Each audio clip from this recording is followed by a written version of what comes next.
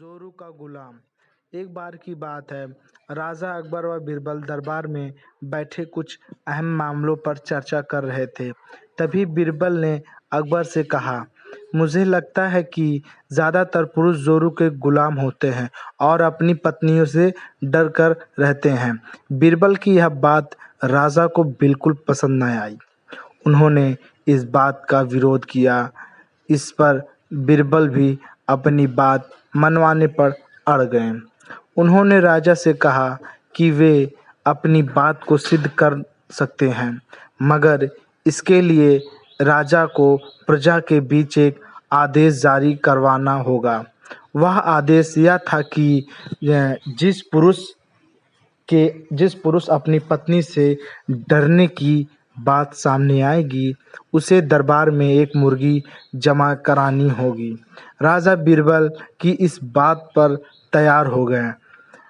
अगले ही दिन प्रजा के बीच आदेश कराया गया कि अगर यह बात सिद्ध हो जाती है कि कोई पुरुष अपनी पत्नी से डरता है, तो उसे दरबार में आकर बीरबल के पास एक मुर्गी जमा करानी होगी। फिर क्या था, देखते ही देखते बीरबल के पास ढेरों मुर्गियां इकट्ठा हो गईं और सैकड़ों मुर्गियां महल के बगीचे में घूमने लगी।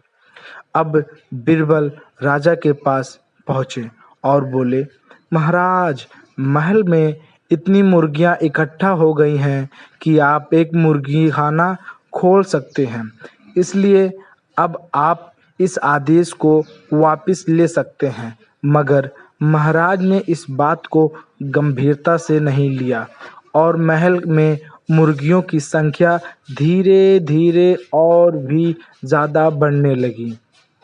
इतनी अधिक मुर्गियां महल में जमा हो जाने के बाद भी जब राजा अकबर बीरबल की बात से सहमत नहीं हुए, तो बीरबल ने अपनी बात सिद्ध करने के लिए एक नए उपाय निकाला।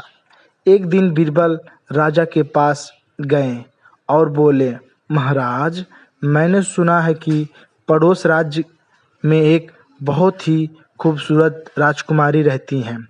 अगर आप चाहें तो क्या मैं आपका रिश्ता वहां पक्का कराऊं? यह सुनते ही राजा चौंक उठे और बोले, बीरबल, तुम ये कैसी बातें कर रहे हो? महल में पहले से ही 2 महारानियां मौजूद हैं।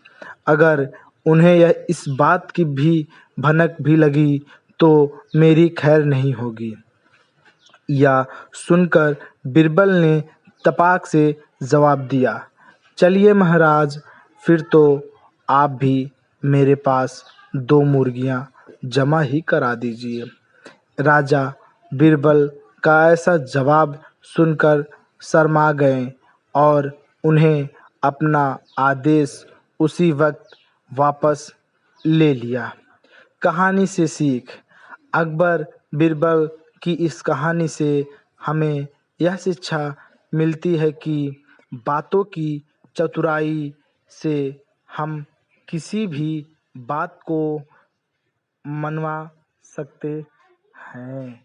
ज़रूरत है तो बस बीरबल की तरह चतुराई से अपना पक्ष रखने की।